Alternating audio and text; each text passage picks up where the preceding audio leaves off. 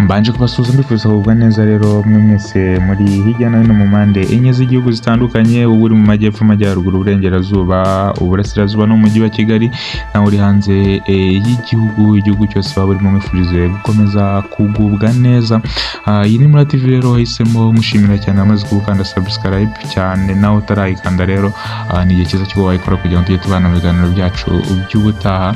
Umuririmbyi rero Itayiwacu Bruce Melody wamamaye nka umuririmbyi Itayiwacu Bruce wamamaye cyane nka Bruce Melody yasubije umuhanzi mugenzi we Yamano amubwira ko akwiye kujya mwita nyirarume cyangwa se anko.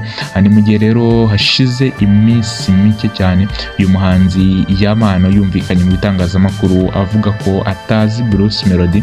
Bruce Melody yavuze ibi ubwo rero yari ari ku rukuta rwe rwa Instagram amurika alubumu ye nshya, ari no mu kiganiro cya Kiss FM. Yirinze kuvuga mu izina Yamano, ariko rero avuga ko abantu bose bavutse kuva mu mwaka w'2000 kuzamura bakwiye kujya bamwita anko. Iyo usubije inyuma rero mu biganiro Yamano yigeze kugirana n'umunyamakuru binyuze rero ku rubuga rwa Instagram, hari aho Yamano avuga ko yavutse muri 2000, agira ati njye navutse muri 2000, navutse mu mwaka w'2000. Ubwo rero yari ku rubuga rwa Instagram, Bruce Melody yabwiye abantu bose bari bamuhanze ijisho ko abavutse muri 2000 bose bakwiye kujya bamwita anko. Yavuze ati abantu muri kuri iyi live mwese mwavutse mu 2000 kuzamura mujye munyita Uncle Bruce. Ni hame kubera ko asigaye mbona abasore barakuze tukaganira nkajya ntumva ari ukuvuga inkuru zikagarukira mu nzira. Ubutumwa rero yatambukije ku rubuga rwe rwa Instagram kuri uyu wa gatandatu tariki ya 18 Mutarama 2025, Yamano yabwiye Bruce Melody ko yamenye ko amubereye anko kandi ko amukunda. Ati my uncle ndagukunda, marume wanjye ndagukunda, gusa nyokorome akuruma akurora.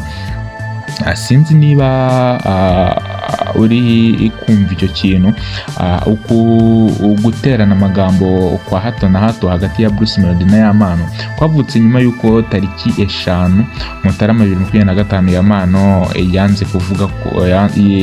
yanze kuvuga kuri Bruce Melody ubwo yari mu kiganiro Versus cya televiziyo Rwanda. Ati Bruce Melody nta kintu ufite cyo kumuvugaho,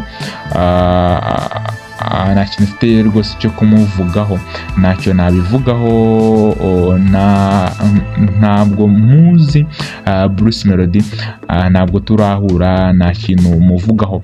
Yamano rero yatumiwe mu kiganiro nyuma y'uko aciye ibintu mu gitaramo cya The Ben cyabaye ku itariki ya 2 Mutarama 2025 muri BK Arena. Uyu musore rero akaba yaravuze ko iki gitaramo cyabaye amahirwe adasanzwe kuri we, ndetse ateganya gukorana indirimbo na The Ben muri uyu mwaka. Ati ni mukuru wanjye mu muziki no mu myumvire, afite n'ijisho rya mukuru, yumve ko agaciro yahaye ubuhanzi bwanjye nzakurikiza ibyo yanyeretse nka mukuru wanjye. Yakomeje agira ati muri uyu mwaka hagomba gusohoka indirimbo yanjye na The Ben, uko byagenda kose ni ukuri kandi ndizera ko bitazafata igihe kirekire. Bruce Melody yabwiye abarimo Yamano bavutse kuva muri 2000 kujya bamwita onkere wabo.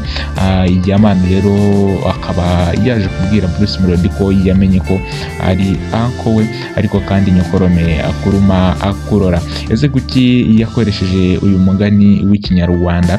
Ese ibyatewe n'iki? Ubusanzwe rero uyu mugani w'ikinyarwanda nyokorome akuruma akurora ni umugani bakunze guca bawucira umuntu uba usanzwe akwitaho, abifite mu nshingano zo kukwitaho, ariko akakurenganya abibona ko urengana kandi ukaba nta kigomba ko wabivugaho kuko udafite ububasha bwo kuba wabihakana. Akaba ari akurenganya, ariko byari biri mu nshingano ziwe kukwitaho.